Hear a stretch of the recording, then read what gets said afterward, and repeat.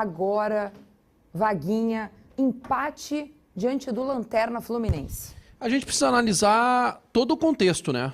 Analisar os 90 minutos do jogo é fácil. O Inter foi mais do mesmo, né? Não teve criação, meio campo sem inspiração, um ataque quase que inofensivo e um sistema defensivo que vem dando boa resposta nos últimos jogos, né? Muito bem postado. Acho que a avaliação é a mesma dos últimos 5, 6 jogos, Munari, do time do Inter. Mas a gente precisa analisar todo o contexto. O Inter jogou extremamente desfalcado. Se a gente pegar a lista de jogadores que estão fora aí e não estão à disposição do Kudê, ela é extensa, pode chegar a 8, 9 jogadores. Então tem que analisar o contexto. Eu sei, era o lanterna da competição, o Fluminense, né? Mas tinha ali uma motivação extra por conta do novo treinador. A palavra que a gente mais ouviu no vestiário foi sobrevivência. Porque o Inter agora, a partir desse momento, volta para casa, volta a jogar no estádio Beira-Rio. E eu acho assim que esse empate ele entra dentro do bolo como um recheio dessa sobrevivência, tá? Como o tempero da sobrevivência, que caracteriza a sobrevivência do Inter nesse momento tão conturbado. Então, claro que é frustrante. Depois do Clássico Grenal, o Inter ainda não venceu. É frustrante, sim. Mas estamos vivos. Eu acho que não para título mais, mas para brigar por uma vaga na Libertadores da América, com as coisas melhorando a partir do próximo domingo, já com a volta do Valência também. Eu acho a definição de falta de ambição perfeita. A gente falou muito sobre a mudança do Eduardo Cudê a partir do jogo contra o Corinthians, né, que ele ganha do Corinthians e do Grêmio, jogos que o Inter faz um gol, vai lá para trás, se fecha e segura o resultado. Mas eu me sinto muito confortável para criticar o Cudê, porque naquele momento eu disse, olha, eu acho que esse tipo de coisa não funciona a longo prazo. E de fato não funcionou, né? Contra o Atlético Mineiro, o Inter joga recuado e toma o primeiro gol jogando recuado. Contra o Criciúma faz o gol, recua e leva o empate. Contra o Fluminense faz o gol, recua e leva o empate. Mas como é que tu quer ambição se tu não tem opções? Pois é, mas... Não tenho nenhuma opção para Só que sabe o que eu acho curioso? curioso? Talvez a única alteração que ele poderia fazer era o Gabriel Carvalho no lugar do Bruno Henrique. Mas é que postura, daria ambição, Vaguinha. que mostraria a ambição de buscar o resultado. Mas contra o Atlético Mineiro ele saiu para buscar o resultado e tomou um gol. Não, e mas nós quando ele perdemos sai para buscar o jogo. resultado, ele já tá perdendo o jogo.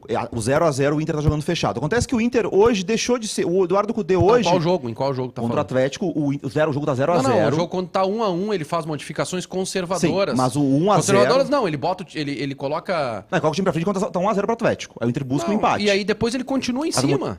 Mas assim, o 0x0 acontece, o 1x0 do Atlético acontece com o Inter jogando com menos bola, com o jogo mais no campo do Inter. A questão é, eu acho curioso que o Cudê hoje ele é menos criticado do que quando o Inter dominava os adversários, tinha muito a bola, ocupava o campo de ataque. Por conta do contexto, Munari. Mas ele não tá é, sem o contexto era o mesmo contra o Vitória. Ele tá sem O jogadores. contexto era o mesmo contra o São Paulo, contra o Belgrano. Desfalques. Ó, o Rafael Ribner tá dizendo o seguinte, o Inter, Vaguinha, o Cudê não vai tirar nada desse time de 100 milhões em contratações e nem final de gauchão chegamos. Eu acho que o Inter poderia estar melhor. Tá? Mesmo considerando o contexto, o Inter poderia estar melhor. Talvez aí com mais 4 pontos na tabela de classificação, sendo assim, realista, não nem otimista nem pessimista, realista. Mais 4 pontinhos. Agora, a realidade do Inter no Campeonato Brasileiro é de briga por uma vaga na Libertadores da América. O Inter, a gente falou ontem aqui, o Inter vai brigar pelas Copas. E dentro dessa realidade de disputa por vaga na Libertadores, o Inter, na questão sobrevivência, sobreviveu. Por quê? Está a 3 pontos atrás do G6. 3 pontinhos, com 2 jogos a menos. Então, assim, eu não posso desconsiderar, Munari, as dificuldades e a avaliação, ela fica prejudicada a partir do momento que a gente não tem os jogadores, cara. Olha Mas só, no segundo tempo, ontem, o Inter atacou o Fluminense. Por que deixa atacar quando faz o gol? É isso que eu não concordo. Daí voltamos ao Inter do Odair. Não é deixar, ao Inter do Mano. Lembra que do outro lado tem os caras que precisam do César, resultado. Não é. Recua as linhas e espera o adversário. Essa estratégia está sendo adotada desde o jogo do Corinthians. Não, o time do Inter ontem estava muito descaracterizado. Jogou, achei que jogou mais do que imaginei que fosse jogar. Eu imaginava o Fluminense um pouco melhor até. O Cudê diz que andou desculpando um jornalista por aí. Antes de dizer quem é, tu sabe quem é, Vaguinha? Vamos ver o que ele diz. Vamos ver primeiro, então. Un jornalista que se equivocó feo conmigo me escribió pidiéndome disculpas y quiero decir que pedir disculpas de hombre también y que son aceptadas. No sé si él habló públicamente de esto que aconteció, pero yo sí hablo públicamente que acepto la disculpa cuando, por más que sea un jornalista, cualquier persona se equivoca. Desculpas aceitas. Quem ele perdoou, Vaguinha? Conhece? O episódio do gordo do Jacone, falando bem sério agora, foi marcante para minha carreira, para minha trajetória.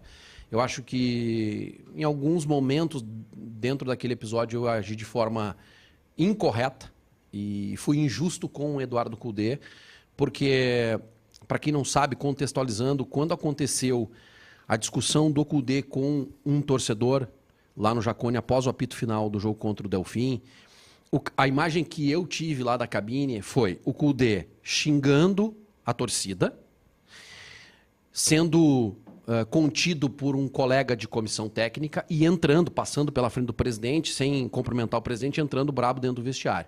Qual foi a leitura que eu fiz de forma equivocada? O Cudê está xingando a torcida por conta de uma cobrança. Depois a gente soube que ele foi ofendido, que ele foi... Respondeu a um torcedor Exatamente. específico. E eu, no outro dia, ou 2 dias depois, eu entrevistei esse torcedor, e aí a gente pode discutir aqui se foi jornalístico ou não, tem gente que acha que sim, tem gente que acha que não. E eu me senti muito mal depois desse episódio, principalmente pelas críticas feitas ao momento que o Cudê se dirige à torcida, porque ali eu fiz uma defesa ao torcedor. Ninguém pode xingar o maior patrimônio do clube. Mas não era isso que estava acontecendo ali e eu fiz um pré-julgamento, algo que eu não gostaria que as pessoas fizessem comigo, ou não gosto que as pessoas fazem comigo.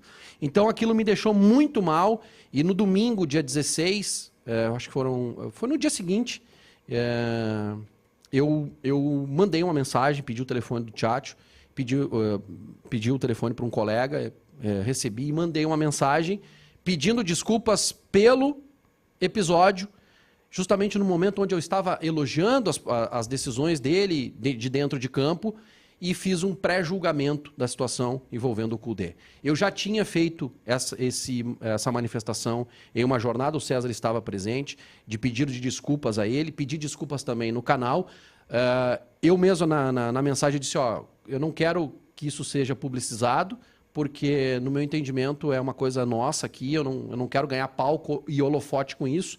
Mandei a mensagem para ele e ontem ele resolveu falar sobre isso, ele não me respondeu a mensagem, ele resolveu falar isso em entrevista coletiva e tá tudo certo, zerada a conta, segue o jogo.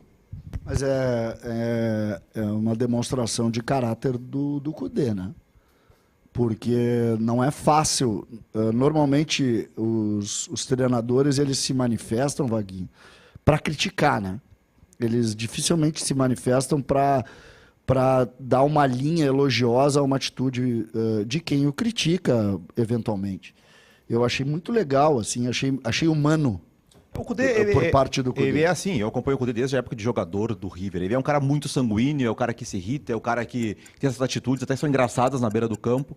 Mas ele parece ser um cara do bem. Ali ele se irritou com o torcedor, né? E eu coloco... Teve a reação disso, do cara sanguíneo. Eu coloco isso na mensagem, que eu não vou ler toda a mensagem aqui, mas eu falo justamente eu, que também sou assim, o César me conhece há mais tempo, sabe que eu sou completamente irritantemente sanguíneo. Não é que eu seja melhor aqui no irritantemente sanguíneo. Não é que eu Como seja, sabemos? Não é que eu seja sanguíneo, eu sou completamente louco. Quando acontece uma situação como essa, e ali eu fui sanguíneo também, porque eu entendi de forma equivocada que ele estava se dirigindo ao torcedor do Inter no geral. Mas, enfim, depois de entender toda a situação, me senti na obrigação, porque foi assim que o meu falecido pai me ensinou, de pedir desculpas. Então, tá tudo certo. 0-0, bola ao centro, que não significa que eu vou deixar de criticar as decisões dele dentro de campo, as escolhas dele, se tiver que criticar.